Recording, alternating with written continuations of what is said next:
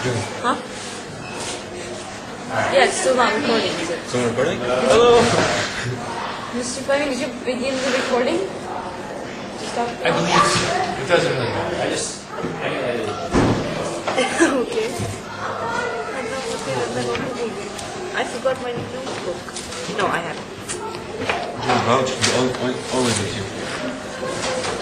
Is a human science.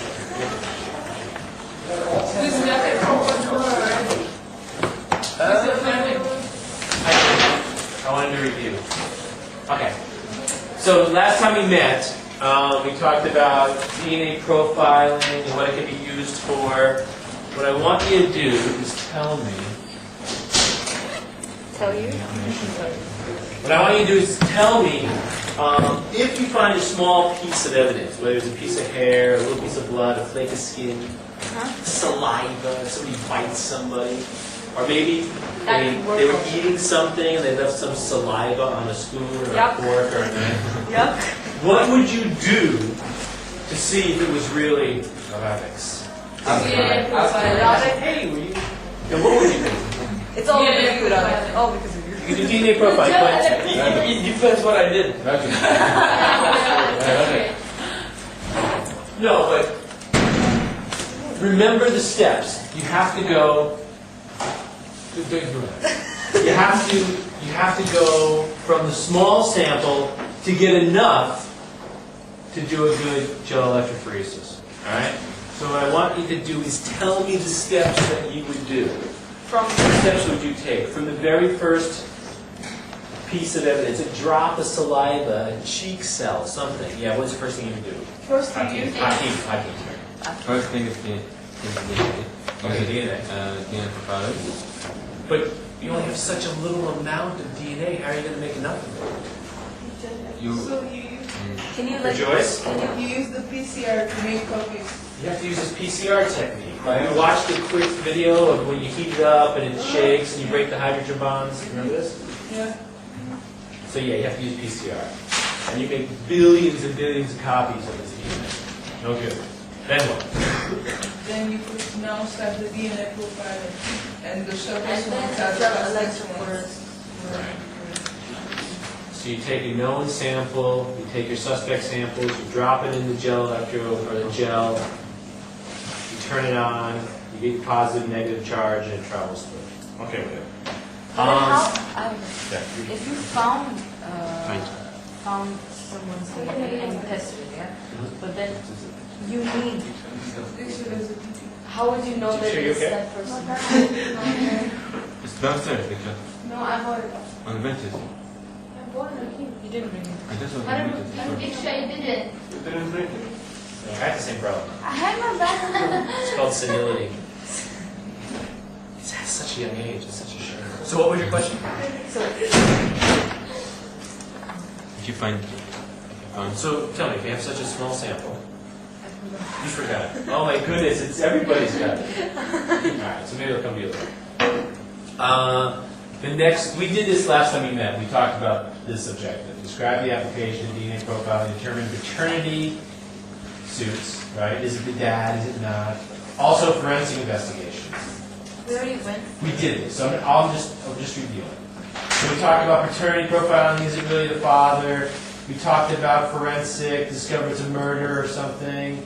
And the other one is victims of a crime or disaster. So for example, what happened at Smolensk, you can take small samples of DNA and you can increase the samples and you can do gel electrophoresis. That's what you're going to do today. Okay? So what I have here is a police report of a crime. Real? A real big crime. And you're going to do this. So you're going to analyze DNA profiles and draw conclusions about, not paternity, but you have to be able to do this. Mr. Fleming, hypothetically speaking, if there is, Probably. If there, yeah, it was a mistake. if there is, Yeah, if there is only a small sample. Joyce, you should get this job because you're near the thing. Hey, you know what I did? I kept your marker. Okay. you can No, it's not. They're It's pieces. okay. And then of course I misplaced it. Yeah, it should be there. Take it, sir. So this is what you're going to do today. Rejoice, I want you to work in pairs, so Rejoice, you can work with Kim. 2 of you and the 3 of you can No. use it. You're stuck with Hakeem. I'm sorry, Hakeem, you're stuck with Joyce.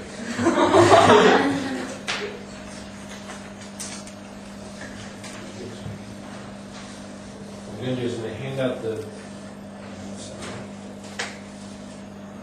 out the worksheets, and then I'm just going to step you through it real quick. It's for your group.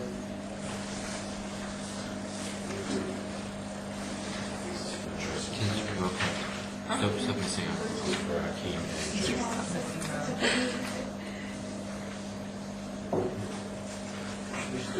and I know some of you take these notes down. Let me just get your attention just real quick so I can just tell you what you're going to do. Okay? On the front page, this is the police report. It tells you the crime, what happened. I mean, the name, like the police officer's name is Officer Ligase. What? The suspect's name is Prince and Double Helix. So it's a little bit, right? Yeah, electrophoresis is one person's name. And he told us it's a real crime. The crime Queen investigators Elizabeth? are Renee. I was trying to find who ate the cheese. You gotta try to find out who ate the cheese. Who ate the cheese? Mr. Oh my God, what a teacher. My mouse ate the cheese. Some of it's gone. So they remove it as a waste. What was he But, well, this is very expensive cheese. But what could you look for on the cheese? Salad. You can look for saliva. Okay. So when you bite it, it's really good. You're drooling all over it. But you might find if you a little bit of finish the saliva. whole cheese, you can't find any salad. After climbing down. It's only a bite. I think it's that. What you're going to do is, these are your strands of DNA from different suspects. Wow. Okay? One is the crime DNA, the top one. That's from the saliva. And then you have 4 suspects. Okay. Perfect. You're going to use a restriction enzyme that's going to cut the DNA at a specific location. Alright, so you're actually going to need scissors. And the information tells you where exactly this restriction enzyme cuts the DNA. So you're going to cut your pieces, you're going to run a gel electrophoresis, and by the length of your base pairs, you're going to determine how far it's traveled. Alright? So, now remember, the longer base pairs will be at the beginning, at the top. Everybody's on page 2? The longer base pairs will be at the top, and if you, for example, to give you an example, a base pair, or a piece of DNA that's 12 base pairs long, it will travel down to the 12 base pair side. What you're going to give me as a finished product is an answer to these 5 questions. And on the back of this, you're going to recreate this with your real DNA sampling. So what you're going to do is you're going to make your little lines for each segment of DNA based on how long it's traveled. So you're going to have to actually do this. You're going to have to cut out your strands of DNA, look for the sequence of base pairs where that restriction enzyme will cut, and then cut your segments of DNA. I have some scissors. I can get another pair. I think we have no scissors. There must be the arch one. If I think I have enough, we only need 4 more pairs. Here's it. You have 1, 2, 3 more pairs. I don't have it. Don't you have? I have scissors. Strategy. All right. But I don't. Is it the first row and then the second row? Is it? It's the one. Is this one?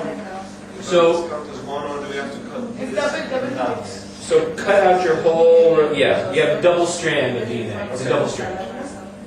So you have 1, 2, 3, 4, 5 different. 5 different sets of DNA that you're going to have to snip and analyze. I also want, on your finished copy, let me just say one more thing. On the finished copy, on the back of this, include your ladder. Your ladder? Remember what the ladder was? Okay. The marker. It's the marker. So 30 base pairs, 29, 28, 27, just like they have on the example on the sheet. So we have to draw a column one for all of these. I want a nice big one here. So you're going to put your ladder like that on the right-hand side, crime scene DNA, suspect 1, 2, 3, 4, and then draw your lines from where the DNA traveled. Just like we did